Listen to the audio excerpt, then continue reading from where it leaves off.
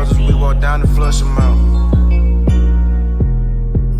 We don't play it with the Welcome to the Hearts of Men podcast, a journey into the depths of men's hearts where courage meets vulnerability and wisdom embraces integrity. In a world that often measures a man by his outer achievements, this podcast dares to explore what truly defines a man of character. We unpack the challenges and triumphs that shape men's lives, bringing to light stories of resilience, compassion, and unshakable faith.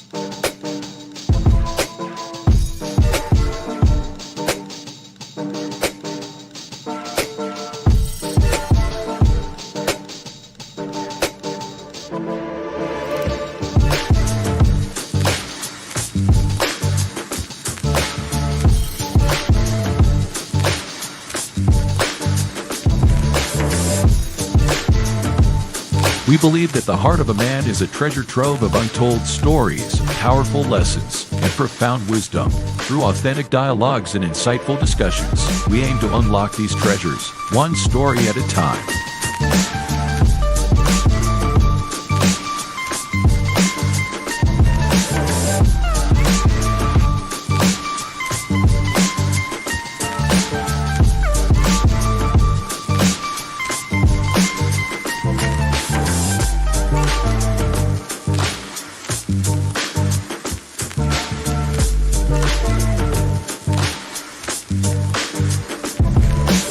So, whether you're seeking guidance, inspiration, or simply a moment of reflection, you're in the right place.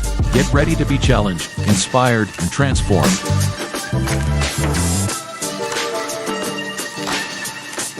And now, to guide you through this journey of discovery, please welcome your host, a visionary leader and a true catalyst for change, Dwayne Dwyer, but we affectionately know him as the Mindset Coach.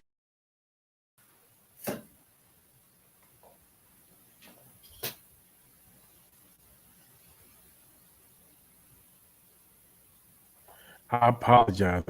Good evening, family. Man, welcome to another night of the Hearts of Men podcast. Man, I am ecstatic because, of course, I am here with my brothers, but I am your host for the night, Tawami Gaddy, known as Son of Timothy and the Available Man.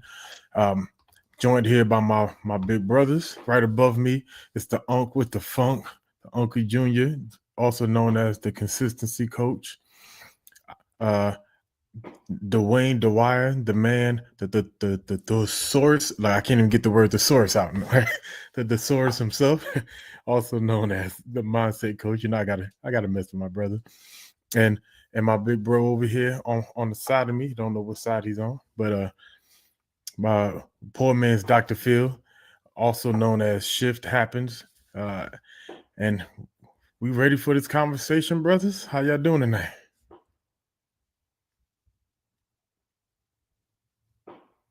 Can't hear you, Unc.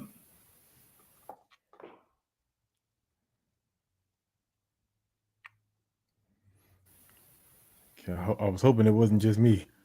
No. Okay.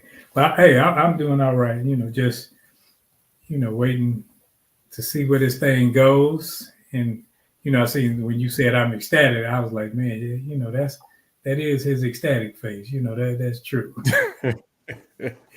That he lives, man. I'm doing well too. My mic is working. My settings are adjusted, so I am ready to get into the topic. I'm ready to get in conversation. I've had a great week. I've already had some vittles with the old lady, and I'm ready to get this party started. Yeah, I'm with everybody. All is well. I always look forward to these Friday night conversations, interacting with not just you guys as the panel members, my brothers, but also the awesomest chat. It's always good to see them on this International Singles Awareness Day. So that being said, it is what it is. I love that International Singles Awareness, man. With that said, I was getting ready to address the livest chat here on the YouTube itself, or whatever social media platform you are viewing us from. I was going to take a key from Uncle Junior and ask Coach if you would welcome the chat to the conversation. Hey man, I feel Shout like 'em y'all be out. abusing me. Y'all be abusing me. I'm gonna start saying no. No, I'm joking. Hey, listen, as always, like I said, it's good to see you guys. And so, of course, on this channel, we like to make sure that we call you guys by name and give you your flowers while you're here. So that being said, Crystal Ever, good to see you and welcome to this evening's show. Lisa Keys, welcome. His Divine Appointment, good to see you. Welcome. Nick D, good to see you and welcome. Abe, good to see you, brother, and welcome to this evening's show. Let's see. I don't want to leave anybody out. Miss Charlotte Jordan, good to see you and welcome to the show. Still searching. Don't want to leave anybody. I want to say I got everybody, but if I missed you, I do apologize. Oh, Miss Nodella Jordan. There you go. Almost missed you. Good to see you and welcome to the show. And again, if you have not said hello, but whatever platform you're on, whether you're YouTube, whether you're Facebook, Instagram, get in the chat, just say hello, because again, we'd like to acknowledge you. So that said, yes, International Singles Awareness Day. It happens every year, February 14th. Good to see you, Miss Teresa Austin. Welcome to the show. Okay, I'm done. You got the mic now. All right, well, let's get on with the show. Let's get started. So welcome to what I look at as our third episode in our Black History Month repertoire as we go through these topics that are very important and very paramount to our community. Today, we're talking about the keys to breaking generational patterns. I don't care where you grew up in these United States, there are patterns that we have seen that have come down and grown through the generations in our community.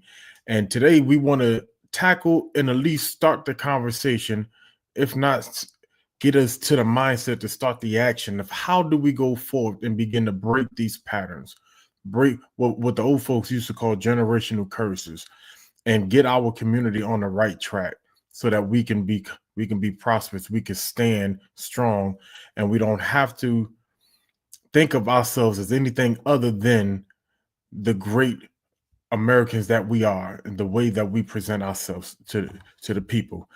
With that said, it's time for us to get into this conversation. So let's go. Let's roll with it. If you let's jump into the first question right off the bat. I'm leaning on my brothers right off the bat, right? So can you identify some generational patterns that exist today, that, or at least that we see, that we can see in today's society?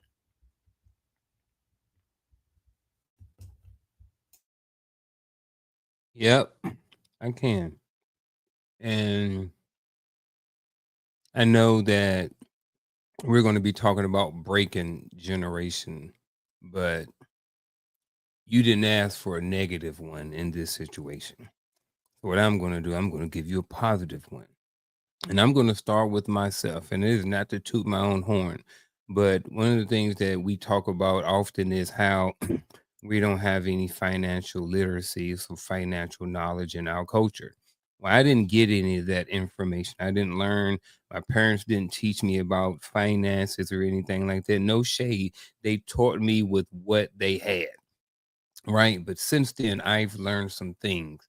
And since then, I have seen some of these things come to fruition in my own son's life. When I've seen papers that come through from the military that have their name on it and their rank on it, and it says TSP on it. So I'm like, well, they listened to something. At least they started their TSP, or they started a retirement fund within the first 2 months of them being in the military. So I say that to say is that sometimes we always talk about the breaking of the curses and the negative of the things. So I just kind of want to spend a positive light on it. It's saying that, like I said, I'm not here to toot my own horn, and I'm not saying that they're perfect or that I'm perfect or that I've learned every single thing or mastered any sort of financial literacy. I'm still learning. I'm still growing. but I am saying that at least I can see signs of the patterns and the different things starting to shift as I look at my sons and how they're starting to move in their own personal lives as they starting to grow up. Unc, I love that one because that's exactly where I was going. I even grabbed the book Powernomics now. But I'll go with education. I think sometimes within our community, we celebrate those who come out of situations where they were incarcerated.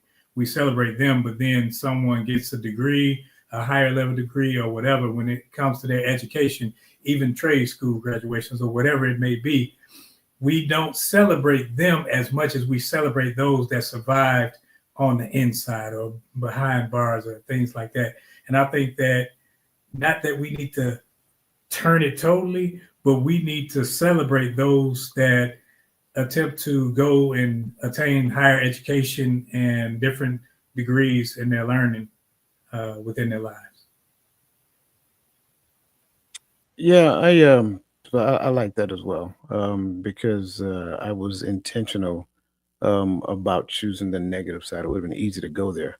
I am going to say the endless pursuit of meaning when I start there. Like I think what we're seeing now is more people looking for meaning when it comes down to life, looking for their life to be meaningful, looking to leave an impact, looking to be impactful to other people other than themselves. Like, sure, there's the other side of that as well, but I don't even want to talk about that. I want to talk about like this side of the pattern, this side of the pattern where you have more people who are not choosing complacency. They're choosing to be impactful. They're choosing to, what is the so what of it all when it comes down to my life? Like, what was I put on this earth for? You're hearing a lot more of that now. People wanting to find and define their purpose. So that's where I will go with this one.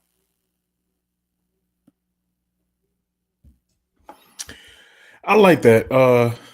Y'all kind of threw that monkey wrench on the positive side, right? Because you're right, it is definitely easy to go towards the negative, right? Because we talk about these things all the time, but the positive, I like that. And then Ro, you kind of brought up education. I got a friend who's in the education system, and they moved from teaching in the classroom to being an administrator of some sort, because curriculum wise, they didn't, you can't break curriculum to help the students learn better or grow better. You have to stick there. And so that's a real thing. So I like that you brought that out.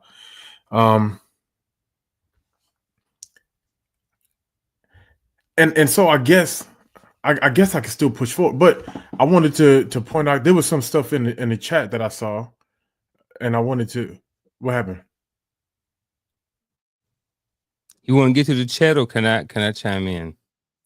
Oh, you was trying to point. Okay, Yeah, it looked a different way for me. Okay, my bad. no, Go ahead. I was give you my church finger. Oh, my bad. No, I want to go back to what Roland said about education. And then you also mentioned something about education. Well, I'm in education. I'm a high school counselor.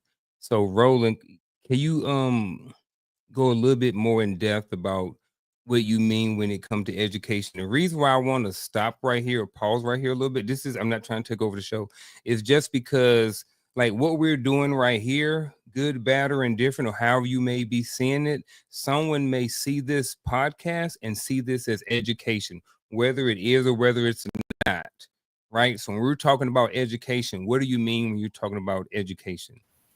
I think any avenue where someone is actually learning something that will benefit them in life, whether it be trade in the school, public school system, right? Not just the public or private school system, not just trade schools, not just higher education. I think we celebrate people for things that are detrimental to us more than we do people that are actually learning. We'll say, "Oh, you on that little podcast," or we demean those things. We look down on them sometimes within our community. And I think that there are a lot of us out here that see you striving to do better and simply want to encourage. So I wrote down because now you said encourage again, right? So right before then you said something about why um about celebrating. So why do we need to celebrate? So if I ask all of you right here, all three of you men right here, and I say, and you guys go out there for 3 days and you go out there and help the homeless, or you pick up trash, or you go out there and you earn a degree. None of you guys up here, I guarantee you, at least from what I think of you, none of you guys feel like you need or want to be celebrated, right? But then we say that we need to celebrate people in our community. So just for me, I really want to understand. I'm really not trying to sharpshoot or anything like this. I really want to understand because I hear it both ways. And really just trying to understand, like, what do we mean? Like, do we celebrate? Because I don't need anybody to pat me on the back or celebrate me for anything. You know Right. what I mean? You When may I not accomplish need it, something, but the human, not just male or female, but the human psyche is fragile in a sense. And some people may need that extra push, or to know that somebody's watching me, somebody's actually encouraged by this, and they may need that extra little oomph to say, okay, because you see when Meek get out and Big Meech get out and they sitting up there, oh, Big Meech home, this, that, and the other. You see where people have done things to the community and they celebrate them, but then you out there like, man, I'm doing all this trying to make it better. And so it's a psyche thing, it's a psychological thing, not just well, I don't need a pat on the back, because it lets me know that I'm not in this alone. I see what you're saying. Then it's like, like you're saying, people celebrate this negative things, but not celebrate things that's over here. So almost like in a comparison about this is what we should really be celebrating, and this is what we should kind of be not necessarily celebrating as much. I get it. I think when we talk about celebrating one another, it's a little deeper than me and you, right? At least for me, I look at it when if I'm celebrating you, whether or not you think you need to be celebrated, it's about the impact that you're bringing and that you make, the willingness to actually do something. That's what we're celebrating. Right. So we're celebrating you, but we're celebrating the impact. And I think when you celebrate the impact, it allows us not to lose sight of the impact. The day that you transition from here, we don't want to forget the impact. We want that to live on. We want someone to come and take that mantle. But what I realize is when people are not celebrated, people are not prone to come behind them, because they feel as if, well, what they did either wasn't good or wasn't appreciated.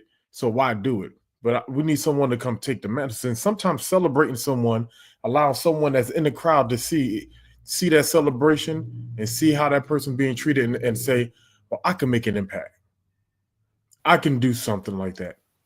I don't have to just sit on my hand. But go ahead. I'm not trying to make this longer, but when we celebrate birthdays and all you did was live another day, you woke up. That's it. But you appreciate when somebody acknowledges your birthday, acknowledges your anniversary. Yeah, you did a good job. So it doesn't necessarily, it's not your mantle, but because if you are in a space where you are trying to encourage people to do better, it's just the right thing to do. Sometimes you just got to do that.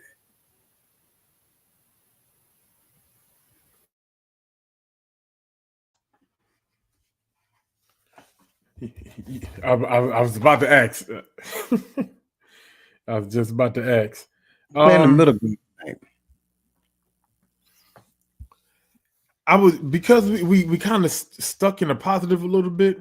I was about to jump past that second question, but I do want to address some of the things that were brought up in the chat.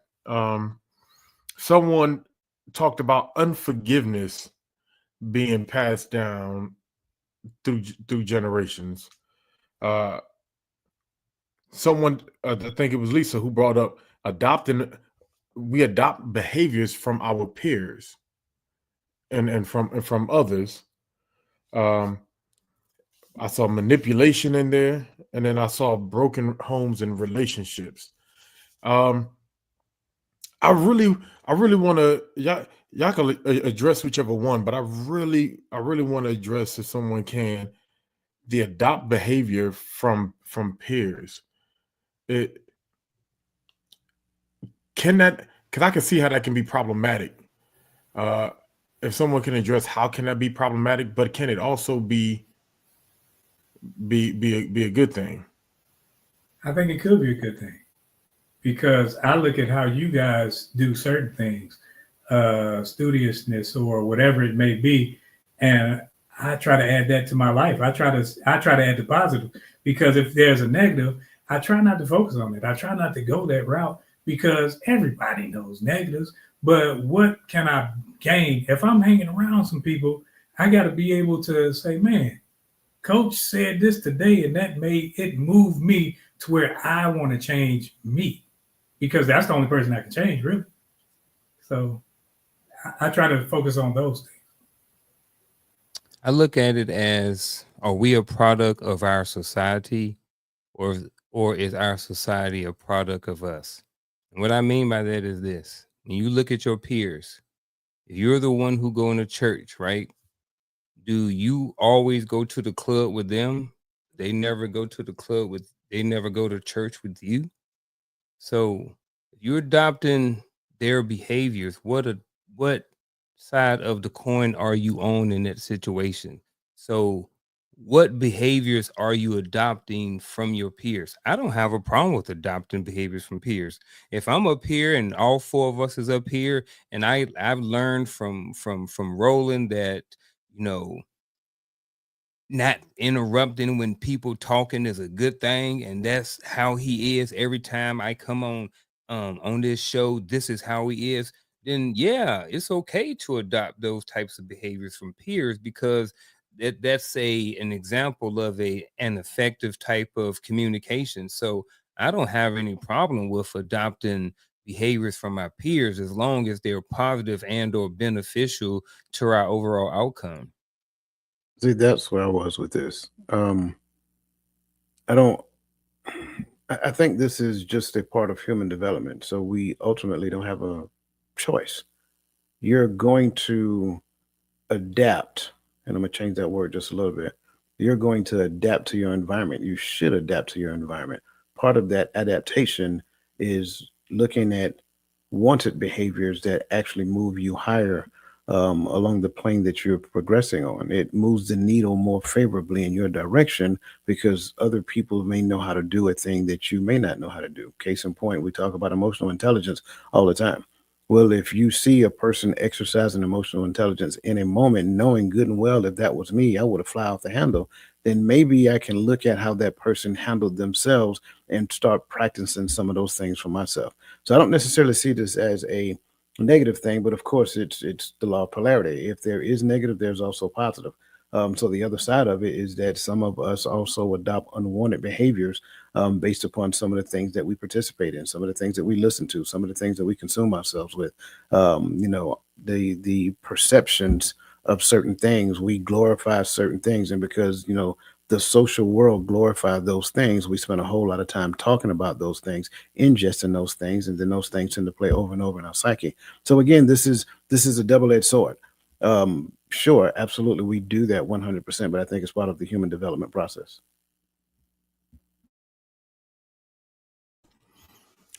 I like that. I definitely do. I think I'm with all of you, really. Uh, yes, sir. Coach, but coach, you saying, like, so what you're saying is just because we adapt, it doesn't necessarily mean that we change who we are, correct? Or No, we may evolve, but it doesn't, it's not an so absolute. right. So doing a thing differently doesn't necessarily change your identity. And if it changes my identity, I didn't have a good understanding of my identity to begin with. And I think that's a lot of space. And I'm glad you asked that because I think that's the space that we exist in a lot. Let's just say I see you do a thing and I want to do the thing that you're doing. So I got to practice it in order to get to the point to where I learn how to do it. That's just what life is all about. But then you hear people say, oh, well, you got to be yourself. Well, what does that really mean? Like no Yeah. one really can articulate what be yourself mean. It's just something good to say. It's like saying, like you go through a bad relationship, and then my response to you is like, oh, I just want you to be happy. That is the most meaningless thing that we tell people because we have no earthly idea the meaning behind it, nor do they. It's just something I tell you to feel good in the moment because I don't know what to say. So doing a thing because you see somebody else to do a thing does not mean that you're giving up your identity and I'm adorning the identity of Uncle Junior. No, that's not what it is. Paul himself said, follow me as I follow Christ. So he is telling them to replicate what you see me do until you get to the point of learning how to do it yourself. When we get to that point and understanding that and stop ingesting some of these false prophets out there to try to tell us how to live our lives, right? Then we'll get to the point of realizing like this person don't know what they're talking about. This person is still trying to find themselves, so they shouldn't even be giving advice. But at the end of the day, why not listen to somebody who's trying to point you in the right direction? Just makes sense to me.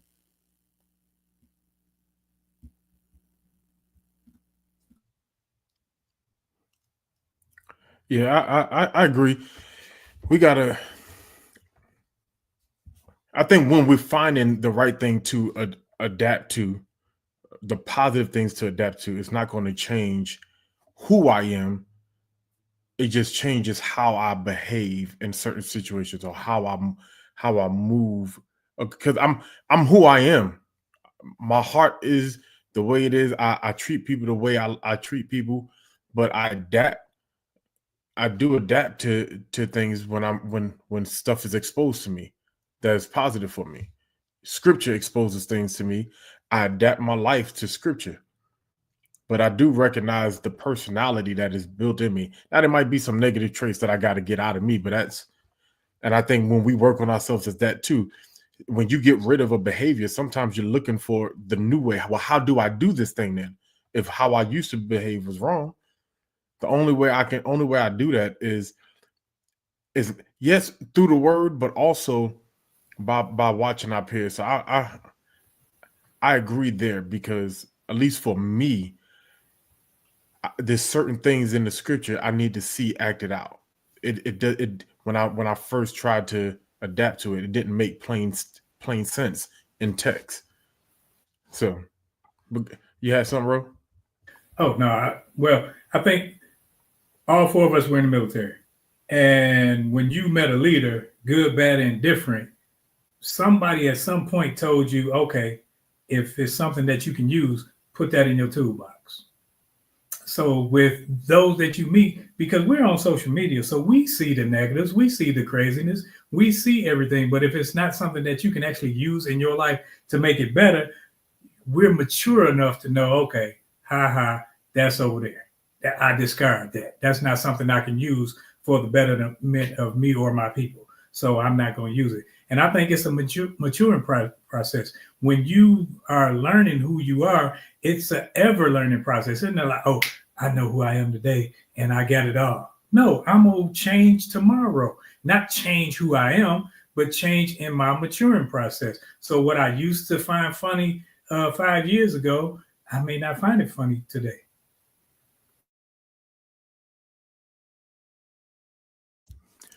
Agree. I do want to go to the next question, but I want to read these that I pulled out of the chat again, and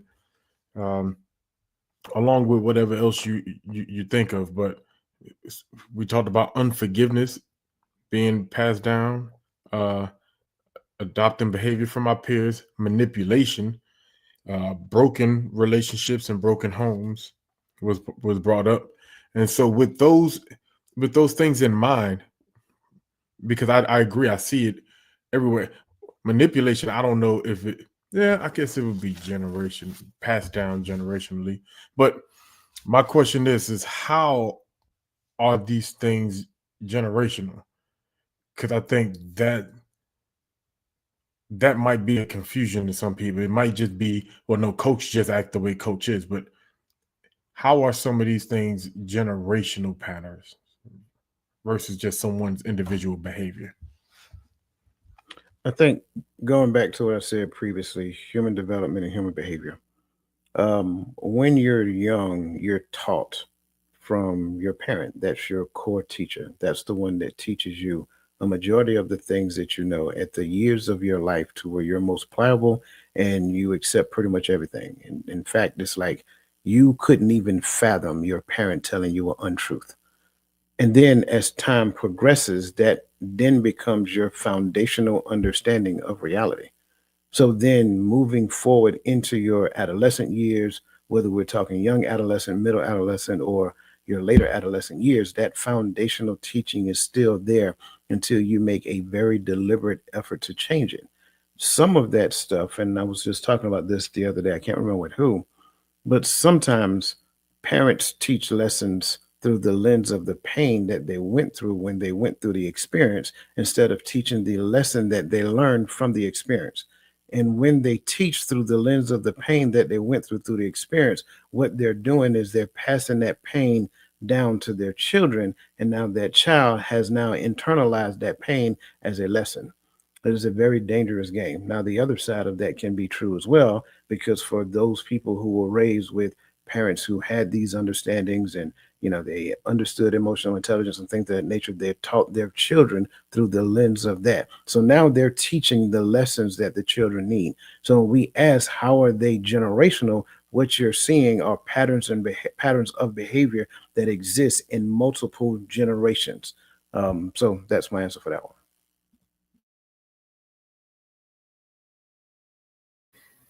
one. Me having a bunch of sisters, my grandmother, I guess because of what happened in relationships with her, she always told them, "Girl, you better save you some money on the side. Better have your stash for just in case." And it's preparing her to run, preparing her to get out of Dodge just in case something happened. She always got something on the side, and I think what that teaches is that teaches you, one, to be deceptive, to be a liar, and to be neglectful to your marriage because of what happened in your relationships. So that's one of the ways it's generational when it's taught down from grandmother to mother to daughter, and it's continued and it's made as truth or a wise fable. What it's made is that instead of something that happened to you, and now, as Dwayne was saying earlier. How are they generational? I think they're generational based off, all the things that you learned throughout the generations from your parents, your aunties, your uncles, your grandparents as well. You know what I mean? I want to say that these people are included as well.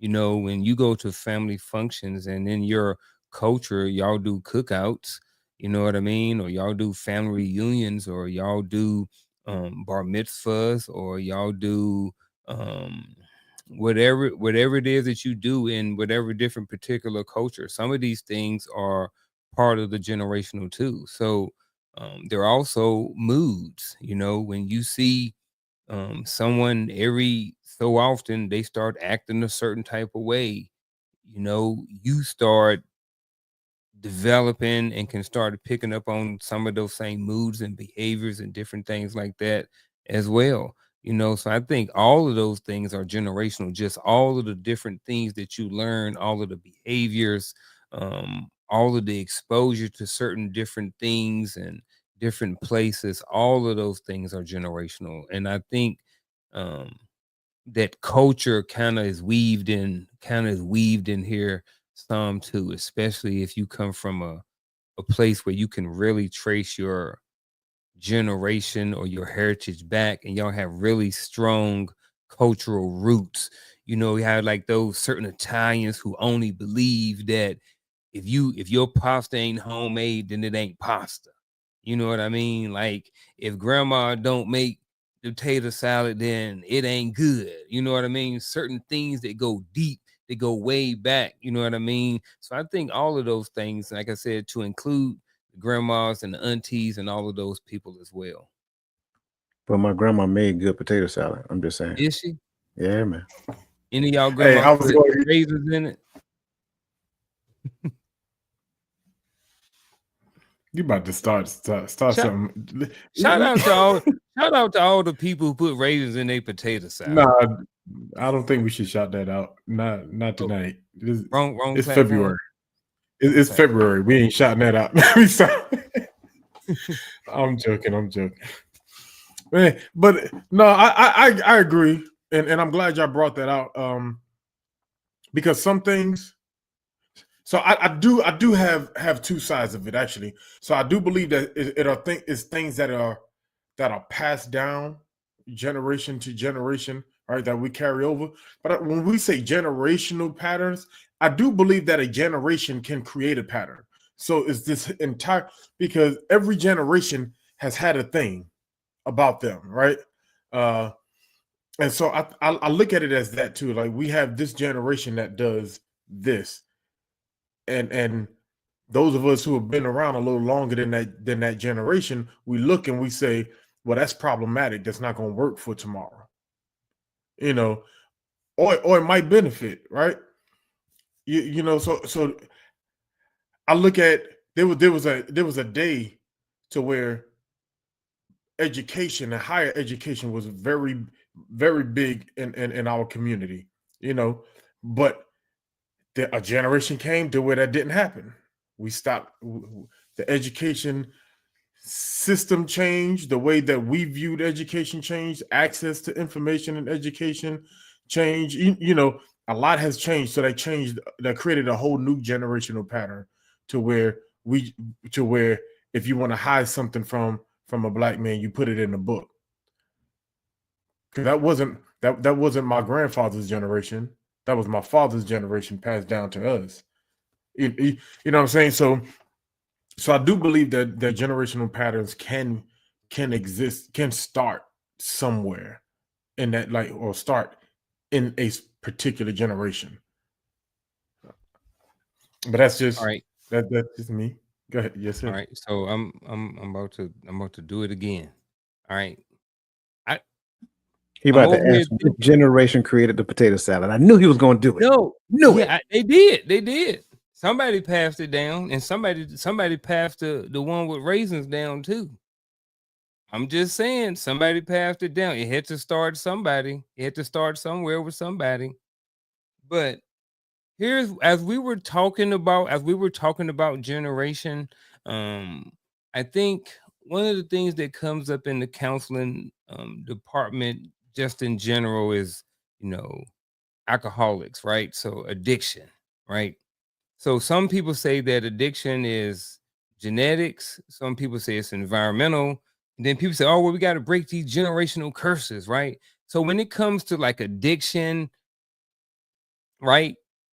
We hear so many different things. So when we looking at discovering the keys to breaking generational patterns, how do we know if they're a generational pattern versus genetics versus their environment? Because you see what I'm saying?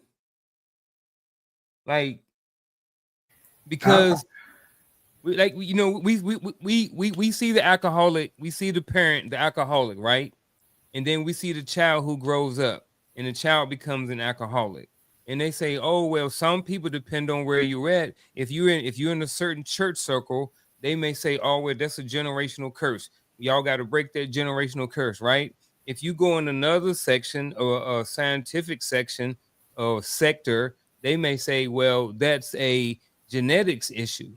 There's nothing you can do about it. That's genetics. And then you may go somewhere else that someone may not believe that and say, oh, no, that's all environmental.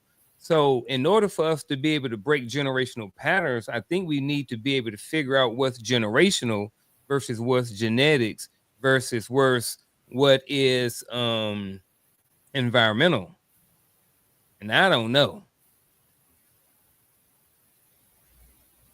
Because it all seemed kind of weaved in there together to me. Because I'm at home and I see mama drinking. I'm 100% on board, and I wasn't going to touch it. I really wasn't. But I cringe when I hear the notion of generational curses, right? And I think I go back and just use the alcohol thing. I think we can all kind of search our family history, and you'll find a person in our family that was like addicted to something, whether it was alcohol, whether it was drugs, whether it was sex, it doesn't really matter. They were addicted to something. But here's the truth of the matter, if I can be completely transparent. Everybody is addicted to something. Just because Paw was addicted to alcohol, that may not necessarily be my thing. So if Paw was addicted to alcohol and I'm not addicted to alcohol, does that make it generational? Or say my brother's addicted to alcohol, did it skip over me and jumped on him? Like I do agree with what you're saying 100%. And I think some of it is kind of like the notion of generational curses is a generational curse. It's been passed along and given and such, right? Even when we talked about the changes in the environment, whether it's socioeconomics, whatever the case may be, but that's that I can't say that that was a generational spark. There was something that was injected into the matrix that caused the generation to adapt to the matrix to create this thing that they now do. So if we only take it and say, well, the generation is responsible for this and the generation is, we're missing the big picture because there's something behind the scenes that provoked something else to happen. And so just because, and I go all the way back, just because my ancestors, they were raised up on pig feet, hog maw, collard greens, all that other great stuff, right? That was their way of life. It was passed down because that's what they taught their children to teach. That's what they taught them. I mean, and that's how they taught them to cook. So when they got to that point of cooking, then it got passed down from generation to generation. But then at some point, somebody said, hey, you know what? There's this thing called clean eats. I'm going to start eating like that because that is more healthy, even though Big Mama lived to be 102, right? But that's more healthy. And so then that person said, hey, instead of doing that, I'm going to do this. I may do a little bit of this, but I'm going to do it now in moderation. So I cringe with the notion of generational curses, not saying that things aren't passed down from generation to generation to generation, because somebody still got that tin can in their cabinet with Big Mama cooking recipes in it. That's that is a tradition, a family tradition that is passed down from generation to generation. And we use that tin can to teach everybody who come in the kitchen to cook during the holidays. Because we want to make, y'all seen that movie with Sam, what's his name? Danny Glover, trying to make his wife sweet potato pie, and he kept making it over and over again, and at the end he got it right. It's the same concept. And I think that's it. But I cringe with the curse thing because I think at any given point in time, whenever anybody makes up their mind, they can pull themselves out of previously taught habit and change their habit into something more profound for them.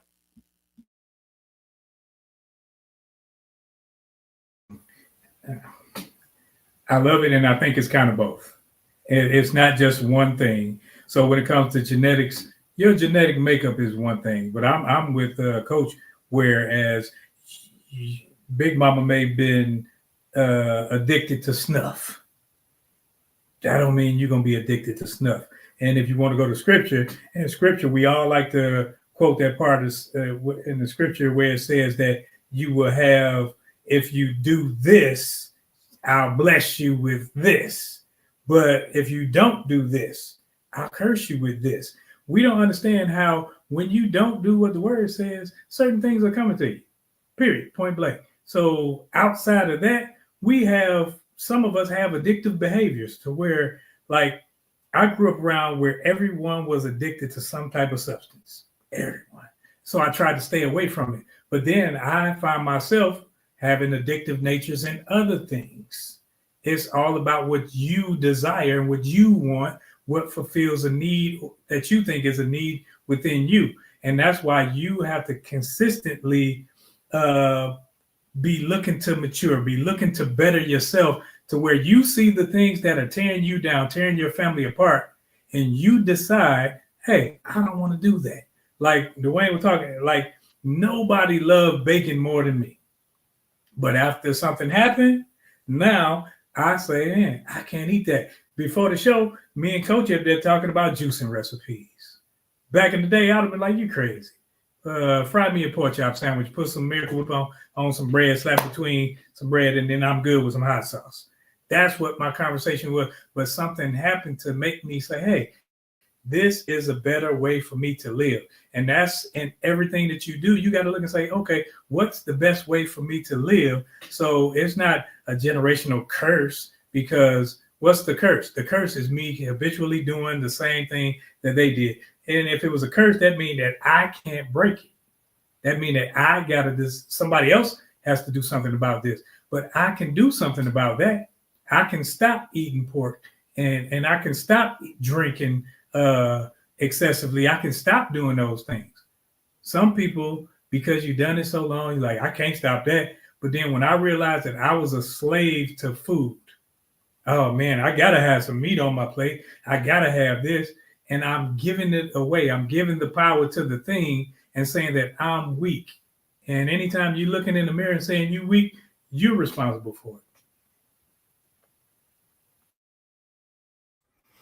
Yeah, I think the thing that makes it seem as if it can be genetic is because of what I'm exposed to. Yeah, at some point we could say I can make the choice to not do a thing, and I can make the choice to do a thing. But if there's a choice to be made, and there's no dichotomy, then there's just that choice. So if all I knew as far as addictive behavior was alcohol, and when I needed something to lean on, all I saw was alcohol. What's the other vice? So some people lean to alcohol because that's what they know. They seen somebody drown their sorrows out that way, and when they needed something to lean on, that's what they leaned on. A lot of us went to church. When I became an adult, I went to church because I just always went to church. That was something I just knew. The rent gonna get paid if I go to church. That's how I felt. So we went to church because that's what we were taught to lean on. Somewhere along the line, I got exposed by looking at stuff myself, by not only seeing what my family exposed to me, but I see what's actually there, was actually written, what's actually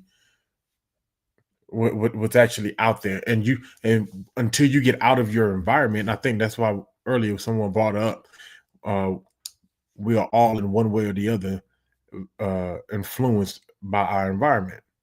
So whether we want to say I'm not influenced by my environment because I didn't, but watch it like I who was in Nodell, I'm with you. I want all my siblings, they like to drink. Being the baby of a litter, I didn't take on that vice, but my community influenced me. I saw my brothers drunk. I saw my fathers drunk. They weren't the same people that they were sober, and I didn't want to be that. So I didn't take on that vice, but I'm still a product of my environment through that. Yes, let's highlight these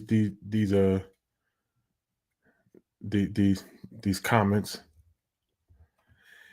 His divine appointment. Good evening, sis. She said, "Is there a such thing as an addictive behavior?" I saw that one too. I was ready for that one. What say you, brothers? I say yes, absolutely. Yes. That's such thing as an addicting behavior. I think that's what we're talking about. Yeah, so I'm about to say that's all I've been talking about so far. Yep. I believe so. And I think they come in all different shapes and sizes. They come in good and bad. And addictive behavior for most people, whether you call it a habit almost, is brushing your teeth. But then you also have the people that may brush 5 times a day, but it may be 10 times a day for whatever reason. So I think that, addictive behavior comes in all different shapes, sizes, and forms, and not all of them. Well, they're not all created equal. I mean, sometimes people addictive behavior get them to, put people on the moon. I ain't going there tonight. My mic.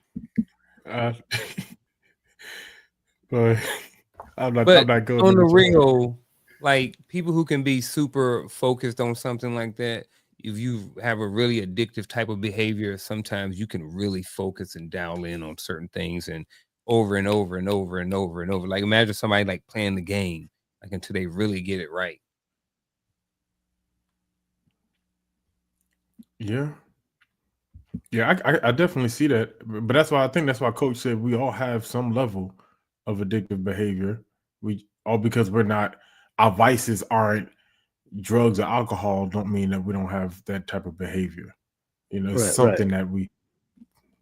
No, I'm sorry. Go ahead. Oh, my bad. Did you have anything on this one, Coach? Yeah. What I was about to say, like generally when this is spoken about, it has to, like, not saying that what was previously said is wrong. Like anything can be an addictive behavior. Like I can generally be addicted to success if I'm being transparent.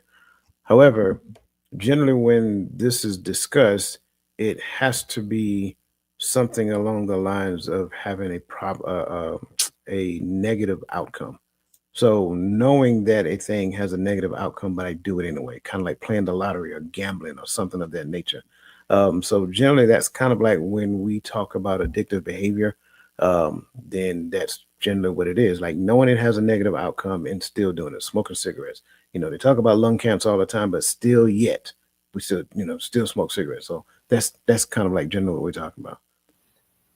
And some people have the addictive behavior to once they get up in the morning, they grab that device. They got to get on and see what people said and see what somebody else is doing. And you get on social media. It's like you ain't even brushed your teeth yet, and you jump on something to see what somebody else is doing and how somebody else is living. Instead of getting your day started, then you're like, man, where did the time go? Because your nature has told you, because you've done this thing, and it puts some satisfaction in you somewhere down the line. Like, man, I'm laughing, I'm kikiing, I'm having fun, and 2 hours went by because your addictive behavior has now said that when I get up in the morning, I got to do this first. Instead of reading, instead of praying, instead of doing something productive, you decide to do this thing. And when you continue to decide to do whatever that thing is that takes you away, then it becomes an addictive behavior, an addictive nature thing. Yeah, with the personality, that's called charisma. And you are very charismatic. Y'all are. And that's why, I mean, come on. That's one of those things. Some people like that. And some people, they gotta have it though. Like, Absolutely. yeah. Let's help our brother out over here. Let's bring up that other comment. Which comment? Real quick. Was it yes. Charlotte Jordan? She said food is the biggest addiction, but folks don't want to acknowledge it. Unc, you want to hit this one first? Yeah, I would just say, yeah, it is a big addiction for a lot of folks. And one of the biggest reasons why, like, unlike alcohol and cigarettes, you can avoid those. If you run out of money, you can't buy no cigarettes, you can't buy no alcohol, you can get rid of those. You know what I mean? In a sense. However, when it comes to food, you have to eat. So that's something that you have to think about. So you can't just not eat forever. You know what I mean? Eventually, you know what I mean? You can not drink forever. You can not smoke forever. So that's why for food it's so hard for people to get around it and lose the weight. And that's why it's so hard for people to have success when it comes to food in general. And also with food, I think that's one of those things you learn from birth. You learn your mother, your grandmother, whomever it is that's raising you, they're feeding you. So you see those babies that you 3 months old and you 70 pounds.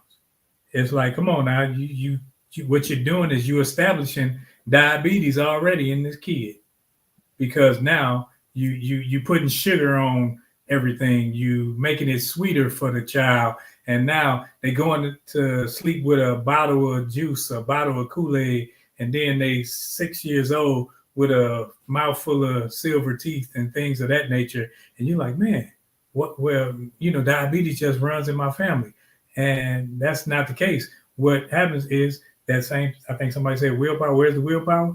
The willpower to do better, the willpower to change, and sometimes just the knowledge, the mere knowledge ain't there.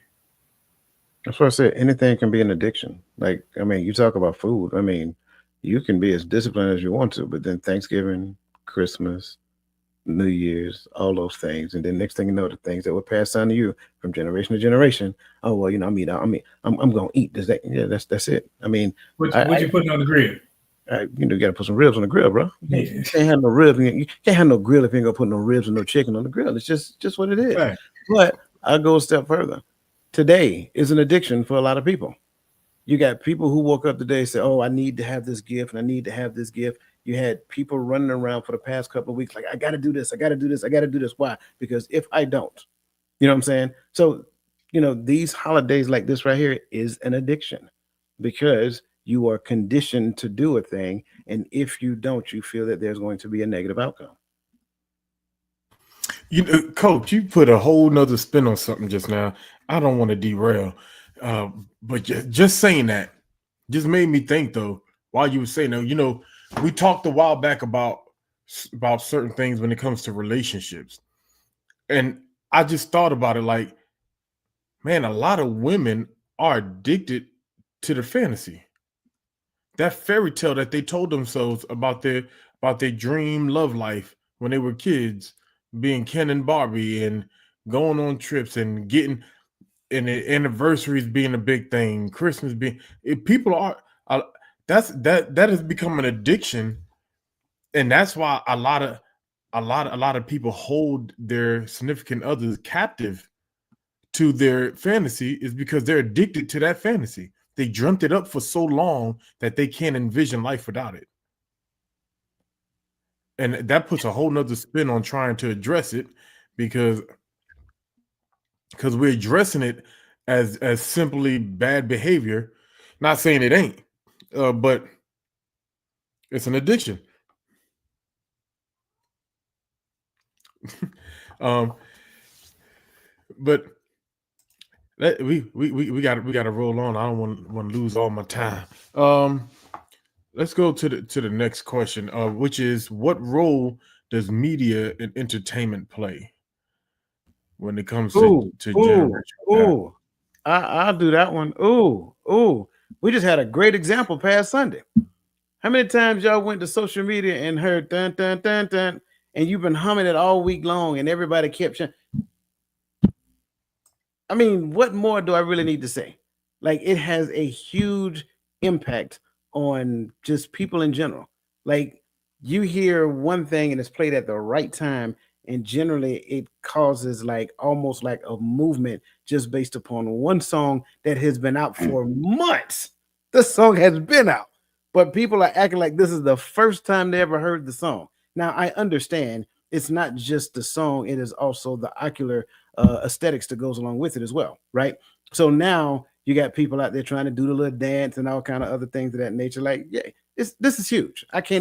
I'll talk all night about this, but I'm a pause and let the other brothers jump in as well. Yeah, I got something to say. Speaking of the generations, and we talking about media and entertainment. All y'all, if y'all out there listen, go grab your grandmas, your aunties, all the women in your family, right? And then play this. Cash Money Records taking over for the 99 and the 2000. Everybody already know what's going to happen. We talking about media and entertainment. Everybody know what go on after that song come on. I ain't trying to twist the conversation. I just want to be funny for a little bit. But yeah, media and entertainment plays a huge part. And I'm looking at media. I'm looking at how media has changed too over the years. Right now we have social media. Back in the day we had TV and the news. Before then we had like newspapers and radio. So the way that we get information has changed throughout the years. So the information and what we had access to 20, 30 years ago is totally different than the amount of information that we have access to now. So when it comes to generations, part of the problem is the communication between the generations, right? So when it comes to, I'm just media, I'm not going to talk about entertainment, I'm talking about media specifically. When it comes to media specifically, I think we're getting different information sometimes depend on where you're at. I'm looking at, I work in a high school. I'm a high school counselor. So the information that these students are getting is different than what, your 75-year-old grandma is still maybe listening to on her radio. You know what I mean? She might still be watching the news or the TV. So she still may be watching her same favorite broadcast network channel that she's been watching for the last 40 years. You know what I'm saying? So she's getting limited access. And then you have people like in our group in the 40s and the 50s, you know what I mean? Who are watching, who are on certain social media, who may not be on as much things as someone, say, maybe in their late 20s or in early 30s. They may be on a whole bunch of different more platforms. So I think that over the generations, whether it comes to breaking paths or any of these things, I just think that we have to somehow figure out how to navigate between those, and just be able to communicate better between the generations. And I think that in itself would help bridge some of these gaps that we have and help break some of these generational paths that we have. Some of it is just communication. You gave the wrong song. You should have said somebody like Gerald Levert or the OJs or something. Teddy Pendergrass. There you go, Teddy Pendergrass. They'll know that one. Now they'll know that one. Okay, I ain't think we had nobody here Teddy P's age. Hey, TV, television. Charlotte Jordan over there lying. I'm calling her out right now. Lying. You know what that song is. I ain't messing with it. But television programming, and I wrote it earlier. I don't know if I put it in here or the chat, where every show that you watch nowadays, when they want to chill, relax, or whatever, they got a bottle of wine, they got some liquor, they got a bar. So it's teaching you in order to relax. And since the 70s, when things start, they realized that, hey, we can stimulate the minds, because everybody watched those Super Bowl commercials. It didn't make you want to go and buy anything, but back in the day, it used to make you want to go. Like I'd be watching football, and they got Adams on there with a Taco Bell in his house, and then they brought some nuggets. I'm like, man, I gotta go try them nuggets at Taco Bell. Worst decision in my month that month, but that they show you these things, and not like if I like beef, and they showing that Whopper flame broil, and it ain't coming out like that, but I see it on TV and I'm gonna go buy it. 2 for $5 and all these things. They know that with the more we put this in front of you, the more you will relax around it. And then it's like, man, it ain't that bad. It's something that I'll try that. So when it comes to media and entertainment, we're entertained by things where I may not like a song, but you hear it over and over and over. You turn on the radio, every hour that song gonna be played at least once, and then the next person come on, a new song by the same song I just heard, but every hour you gonna get it's on repeat, and it makes you may not like it, but you bobbing your head to it. You may not even think about it. That's like the Migos or something. I can't understand the word, but now it's like, okay, it's the beat I like. Nah, you listening to this stuff, and now it's done got in your head, and it's done encouraged you to look at it like it ain't that bad. So it plays a heck of a role. I agree. When we talk about media and we talk about entertainment, I think the culture that we're in now, most of the things that we say, we regurgitate or we believe, and I'm not talking about us in this panel, but just the generations that we're in, we get all of our information from the media. The only people we live, if a popular entertainer didn't say it and it wasn't in my textbook at school, I don't believe it. So I think we've taken on that. I'm not going to say that much. We've taken on that culture to where we need to get information, especially since we all got these things right here in front of us, and so we're scrolling 90% of the day.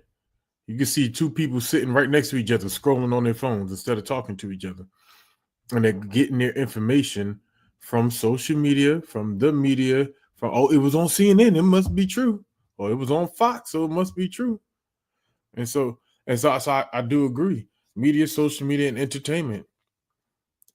Just today on my way from picking up the kids, get everybody in the car was going like we just it's stuck in our heads, especially like you said, ever since Sunday.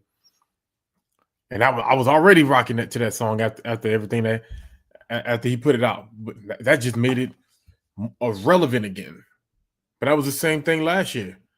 I was singing Usher half the year. I forgot half the Usher songs until the Super Bowl last year, and so I definitely agree. I want to. I'm looking at the time. I don't want to rush either, but I want to move on to the solution. And I want to start. I want to start with this question right here. How should the community look after breaking free from some of the patterns that we talked about today? It's just ideally, how would you like to see our community as a whole look? I think we should see it as being more solution based, having actual conversations that build, not just talking about simplistic things and not social media things, but like, I need to understand how you are doing. I don't care about that stuff. I really don't care how your day went at work. I want to know how you doing, because I'm not gonna come up to your job and talk to your boss and like, hey, he needs some time off and all this other stuff. But what I need to know is how are you doing, and just sit up and converse, have a conversation to where we can establish some patterns. Like, okay, let's talk about whatever. Let's not look on our phones. Let's not talk about TV, because we can talk about that anytime. I think we have a bunch of superficial relationships that we try to make it seem like, oh, this is something that's of substance, but it's not. It's superficial because we talk about superficial things and we're both comfortable there. But sometimes I need to hear the hard questions from you. I need for you to challenge me to be better. And I think when we do that, when we not focus on the normal little social norms, I think we'll grow as a people, and we won't just come with just the minor things. We'll major in the majors, not the minors. How should the community look after breaking free from these patterns? Man, it should look great, right?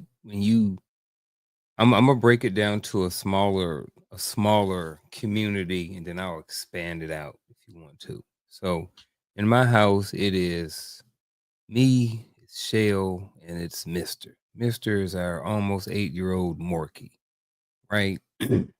So, if in our house we're bringing in a bunch of negative patterns into our house, then we're gonna have chaos, right? So once we get to the point where we've breaking free from all of those negative patterns, we can have bliss in our home. I can come home and things are good. Shell is actually happy to see me come home, and not just me happy to be at home. The dog's wagging his tail. He's been fed. He's been to the bathroom, yada, yada, yada. Right? There's enough food in the pantry, enough food in the refrigerator. I feel better about myself. Yes, I use the word feel, but just overall, things are good. I am working and growing on myself. I am not a burden onto anybody. Nobody is a burden, to me. And I think if you expand that out, that's what it would look like if we were broken free from these patterns. There wouldn't be disrespect. People would be able to effectively communicate with each other. The list could goes on and on and on and on. Like Coach mentioned polarities earlier. All of the negative things that we see in the community, all of those things, everything would be the exact opposite of that. So anything negative that you see in the community, when it comes to these patterns that we need to be broke from, then just flip it. And that's what the community would look like. This is the easy question for me. They would actually look like a community. As I'm looking at this conversation that we're having, we've identified some things, and then we're looking at what hope looks like. But the piece that's in the middle is where the community has to focus their attention on. Because if they never focus their attention on the piece that's in the middle that identifies the concerns, right? And, focus on the hope that is before us, then we'll never get to the hope that's before us because we'll keep bypassing this piece that's in the middle. I'm only bringing that to the conversation because that's what we do in society. We talk a good game, but we're not going to do anything about it collectively. And what we believe are the people who are doing something about it are the people who are talking a good game. I'm not impressed by listening to what someone says. I'm more impressed by seeing what someone does. Like I've said before, and I'm going to continue to say, believe what a person says until their behavior shows up. Once their behavior shows up, believe that because that's the truth. What they're saying at that point is what they want you to believe, but the truth is found in the behavior. Until we come together and collectively do the work that is necessary for bringing us together as a community, then that's where we're going to struggle in seeing a community because none of us are going to know what it's look like. And what we're going to do is we're going to make up in our mind and we say, well, our community looks like this little pocket of resistance over here. And then you have this little pockets of resistance over here. Then you have this little pocket of resistance over here. And then next thing you know, you have several little pockets, right? They are communal, but we don't have a community. And that to me is what I believe the biggest concern is. So what we will look like is we will look like a community without the several pockets of existence. Too much talk, not enough action. When we actually get down to the point of acting, doing the action that it takes to obtain that, then we can get it. And in my opinion, that's what it looks like. It looks like us working together for a common cause. But we already know that all of us don't want the same thing.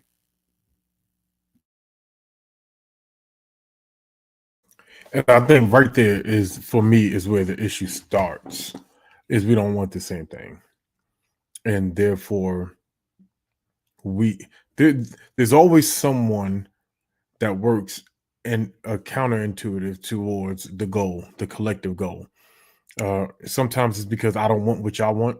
Sometimes it's you didn't pick me to be in charge. Sometimes it's I can't do what I want to do. And the reality is change change is difficult. Becoming better is difficult, right? Becoming healthier is difficult. Not difficult as far as figuring out what to do all the time. Sometimes the answer is not that hard to figure out, but to actually implement it because I'm addicted to who I am. We're talking about that word again. I'm addicted to what I do. I'm addicted to doing what I want to do at all costs. And so the moment we start talking about collective, we have to start talking about sacrifice. Have to sacrifice some of the things that I do. Have to sacrifice some of my behaviors. We got to give up some of the foolishness because it doesn't shed a good light on us as a community, as a people. Therefore, it actually attacks the foolishness and the foolish behaviors we see. It's actually attacking progress. We think it is progress, but it's attacking progress. Some of your liberties, you don't need to have the liberty to say what you want to say because sometimes we say some of the stupidest stuff. It's like, and we don't think it hurts the community, but it does. We when we get up and we get in public and we speak, four brothers up here of the same ethnicity. We get up there and say something foolish. We just got up here and just represented the men of our community in that manner. And now we just justified all the things that anybody says against us. And so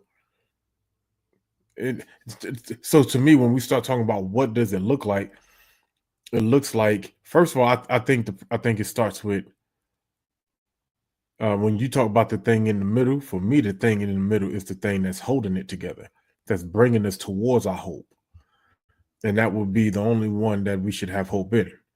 And so for me, it starts with the Most High. All right.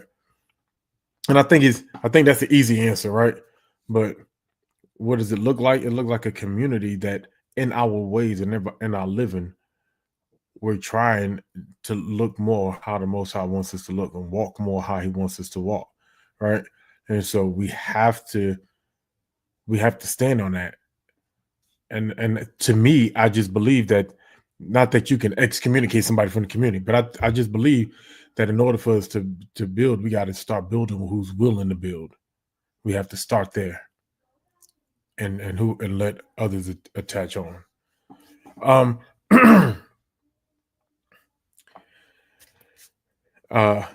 want to let's go to the next question, because I want to get to these solution questions. So social media, what role can social media play in helping us foster the image in which we're discussing, or can it? It plays the same role it plays now in turning us into zombies. Like, I'm not joking when I say this. Like, we fill our ears with some of the most unprogressive stuff, right? I think, like I said before, we are a group of people that are in pursuit of information, right? But sometimes we become so information focused that we miss the knowledge that information can produce. And then just because we claim that we have knowledge, we miss the wisdom that knowledge is supposed to produce. So the constant pursuit of information keeps knowledge stagnant, because there's no way that I can employ all of the information that I'm pursuing. So I'm really only getting to the point of just pursuing information. But what if we use social media in the fashion to where that information that we're given is not only positive information that moves us in the right direction, but it's positive step-by-step instructions that teach us how to do the things that we're supposed to do, instead of just having us, like I'm telling you, like, you pay attention. It's like The Walking Dead today.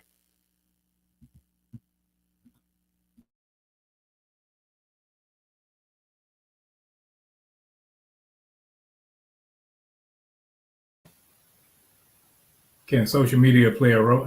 Yes, definitely with Coach. I think that we find ourselves, sometimes we gravitate towards what's popular or what's happening instead of what's actually beneficial. Sometimes social media may mean I gotta not look at the thing that everybody's looking at right now, but I gotta look at, okay, more things that are helping me better myself, calming me down, helping me relax. If I'm talking about meditation, but yet I can only talk about it, I don't understand it. Like, I had to go and I got so many books where I was reading this one, read a couple pages, then I read a couple pages over here, where I'm not gaining, like Coach was saying, no any knowledge. So I had to say, hold up, I got all these books. Let me take the time to focus on one thing, one book first. And let me gather this and work with this. And then I get to that. But as long as we're all over the place, like, y'all know me, I've got about 20 shows that I say I'm watching. Yeah, I'm watching this one. I'm watching that one. I'm watching this one. Like, okay, then you start thinking, like, hold up, no, that ain't happening on that show, because your focus is everywhere. Sometimes we need to channel our focus to where it's not all over the place, where we can actually decide to grow, rather than decide to keep our lives sporadic. Yeah, I agree with everything you guys have said so far. I also want to add in, I think that sometimes um it can just add to whatever you're already into, whatever you're going down. So, in the negative sense, if you're talking about some of these negative things that we got going on in our generation, or these generational paths, I think that if you see one or two or three of these things, and then next thing you know, you're being a constant algorithm, it's constantly feeding you things. I think that could be a huge problem, a huge problem. I also see it on the other end, whereas you can get into some cool stuff. And I watch all kind of cool stuff on social media. I'm okay with my time, I spend time. I spend a lot of time on social media. But I don't say I spend a lot. I don't spend a lot of time on it. There are times throughout the week or the weekend where I may spend a large amount of time on it. Some of it is business. Some of it is responding back to people. Some of it is checking on this. Some of it is, posting stuff for shows or groups and stuff like this. Other things is being entertained. I don't have a problem with people using social media for entertainment. There are people that use social media for groups and communities. You know, um, I'm in a group for Jeeps. I just got in a group that's called the Bearded Scallywags. It ain't nothing but a bunch of dudes with beards, right? And like these little hats. You know what I mean? And I just got in the community. It was just cool to be around other dudes, and maybe I might find some good treatments for my beard or something. So I think social media, we've been talking about this word polarities have came up a couple of times in this show. So I think this is another one of those situations where social media can play a role when it comes to positive or negative. It's just a tool, and how you decide to use it really shapes what's going to get fostered with all of this whole conversation.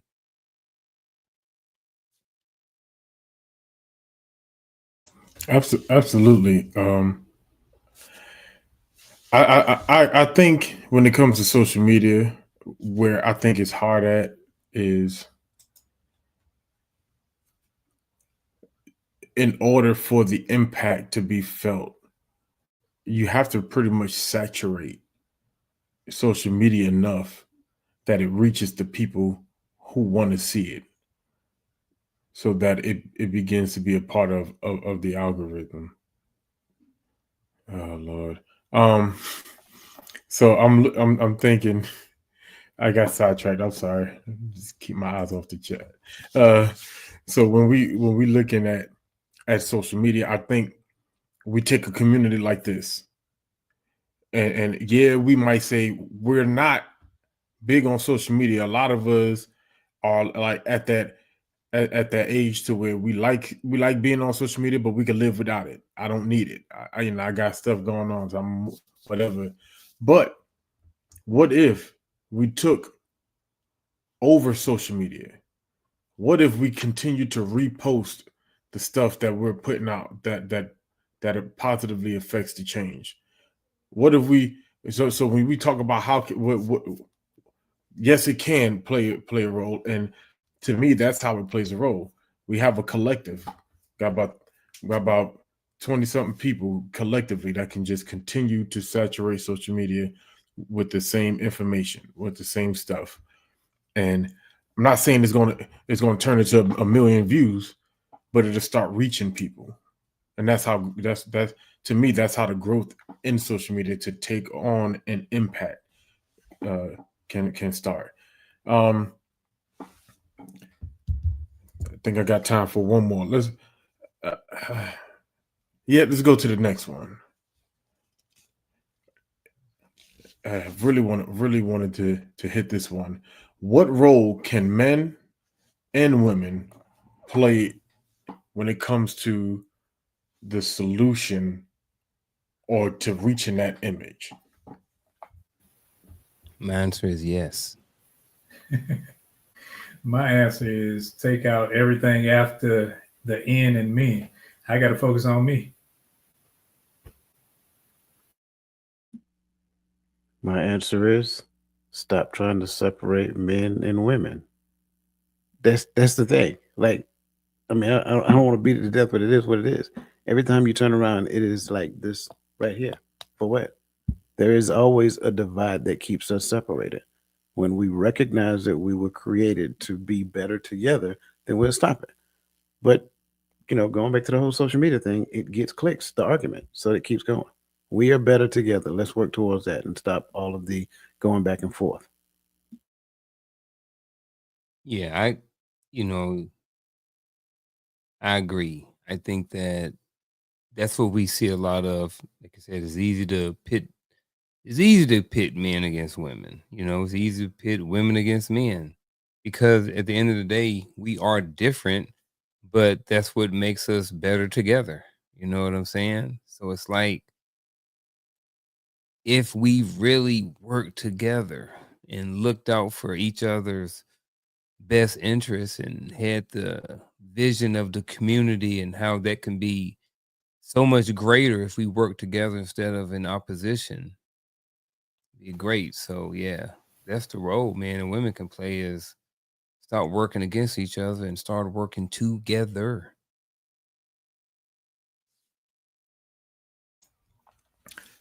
Absolutely. I think everybody took what my initial thought was.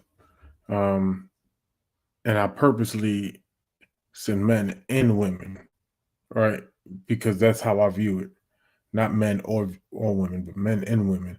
But as y'all were talking, and since y'all already jumped on that, I'm gonna say men can get back to being leaders in the community, present in the community. All right. Um, and to be honest, once you start separating it as a man, can I really speak on what a woman needs to do to better our community? I can say what I would like to see in my family, what I want the woman in my house to look like and do, but in the community, right? I think we got to, as women, have to pick up that mantle and begin to speak to each other and unify. We have to unify on something better than the division, and so that it does bring us back full circle. But you see a lot of women are united. They have this girl thing to where they stand almost in opposition to men, and men got this thing to where the bros stand against the women, and so we end up back in full circles. But for me, I think if we get back to realizing our strengths in our community, men get back to mentoring young men, or how about let's get back into the home, and so this way we can mentor the men that we're making. We can be fathers and mentors in our own homes. Start there. uh Whew, that's my take on it. Does anybody got anything else before we move forward? I love it. I love it. I love it. With that said, as we say here, this is our bittersweet moment, right? We've had a great conversation, but now it is time for our final thoughts.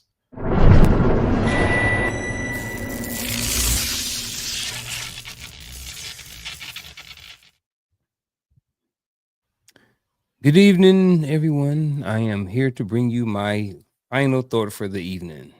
Tonight, we have been talking about discovering the keys to breaking generational paths. At the end of the day, we all at some point were raised by somebody, right? Good, bad, or indifferent. There are some good things that we were taught. There may have been some things that may not have been as well articulated, or some things that we could have learned from.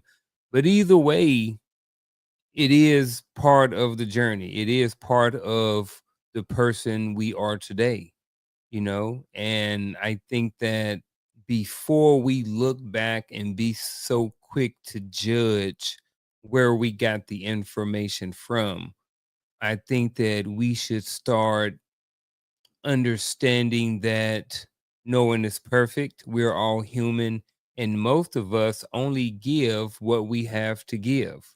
So if we would sometimes give people a little grace in the past, grace from our past, I think that would be a good thing. I think that we continue to work on ourselves so that we don't continue to pass those things down to the next generation. Certain behaviors, certain conversations, certain whatever it is you may call it. I think that if we continue to work on ourselves, then we can be a positive influence in the generations to come. So when they start talking about these generational things and these positive things that was passed down, maybe your can is the can that everybody goes to for the recipes. And that's my final thought. That was I thoroughly enjoyed that. I think as we look at it, this particular question, discover the keys to breaking generational patterns. Throughout the continuum of time, there's only three aspects that we need to look at: the past, the present, and the future. I can spend a lot of time talking about and focus on the past if I want to, but if I'm only looking at the past and not necessarily pulling from the past the lessons to be learned and bringing them into the now, then I'm really wasting my time. I can look in the future, but the future is where hope exists. So I said all that to say that the only time that we have is now. And when it comes down to these perceived generational patterns, well, a generational pattern can change in any point in time whenever we make the decision to do so. And I think one of the biggest generational patterns that we need to change is the divide that exists within our community. If we take the time to focus on what is good and understanding where goodness come from and righteousness come from, if we take the time to focus on what that is and see how it is scripted for us to live our life from the inside out, then what we'll do is we will have better character, we will have better relationships, we'll have better family, we'll have a more holistic community. Don't get it twisted. The central nucleus of the community is the family. If we don't understand that part, if we're looking for anything outside of that to fill the community, then we're just going to be spinning our wheels, hoping for another savior to come, and we're only going to get one. And that is my final thought. I love it. Discover the keys to breaking generational patterns. I think that when we look at this, I know for me, I looked at it inwardly. How can I change me and the bad behaviors, bad habits, or whatever that I have that aren't productive to me in society, within family, within where my community or whatever? How can I change those things? And I think first and foremost, you got to understand the root cause. What's the root cause of my behavior? Not anybody else, my behavior. Why do I do the negative things? Why am I so attracted to things that take me away from my mission, my moment, whatever it may be? And replace those addictions with healthy mechanisms like exercise, writing, music, or whatever. But you got to replace those things so that you're now doing something different, now moving a different way. And add meditation in there sometime, because meditation, it is healthy. It is something that that will benefit you in the long run, to where you can rest your mind, not just your body. And also healthy social interactions, whether it be on social media, whether it be with friends, family, or whatever. Have healthy interactions. It can't be, I'm ready for an argument, I'm ready to stand up for what's right, and all these be in the moment. No, sometimes you need some healthy interactions to where you can sit and listen to a person, or where you can sit and just release. Sometimes you listen, sometimes you release, but you can't be doing both at the same time. And create boundaries to remove temptations. And I don't care whether the temptation is that show that you watch, or something out of the liquor cabinet, or those people that you are around. Sometimes you got to create a boundary to that temptation, to where you understand that this creates a negative impact on me, that when I watch it, I know when I'm listening to that music, it's going to hype me up to do something stupid. It's going to hype me up to do something non-productive. And establish new routines and new structures. And last but not least, be patient with yourself. You are not a finished product. And be patient to know that, man, you might not have got it this time, but on next time, just continue to get better and better and better. And then when you establish those things, you realize that now I'm creating patterns within myself that's going to show up in my children, show up in my grandchildren, and hopefully show up in our community.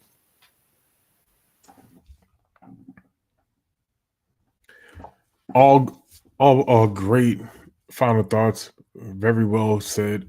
Nothing really to add to it. I'm just going to be a big proponent of, let's start working on ourselves. Let's stop rejecting our community growth by worrying about how we can be included, right? Let's just be a part of the solution. Let's do what we can do. That's really all I can add to it. That's really all I can say to it. Man, I'm glad we had this conversation. It was a good conversation, if you ask me. But let's not leave this conversation and I feel like I missed something. uh, let's not leave this conversation and forget the tools that were given to us by this great panel. But with that said, we got more things going on this week. Let us tune in tomorrow for our Hearts of Women. I believe is at 10:30 Eastern. All right, 10:30 Eastern. So let's join our women over there. Let's support. I know that they're gonna bring that fire. You ain't got to worry. Bring your notebooks because they some intelligent people. So I'm excited for that conversation. Don't forget Tuesday we have the Coach's Corner. And I know I'm always missing something when it comes to these. So am I missing anything, Coach? Help me out. I want to make sure they informed. Yeah, the big thing right now is tomorrow morning Hearts of Women at 10:30 a.m. Eastern Standard Time right here. Of course, we got the TikTok live at the 11:30 on Sunday morning. Bible study at 2 p.m. Coach's Corner on Tuesday evenings at 7 p.m. Eastern Standard Time. So yeah, join the community, man. You get all of it. Crystal's gonna keep you loaded up with the information. She don't let us forget. She keep me straight too. Hey, with that said, we love y'all. Thank you, chat, for keeping it live. Thank you, my brothers, for holding me up. And let's stay available for our community. That's all I got.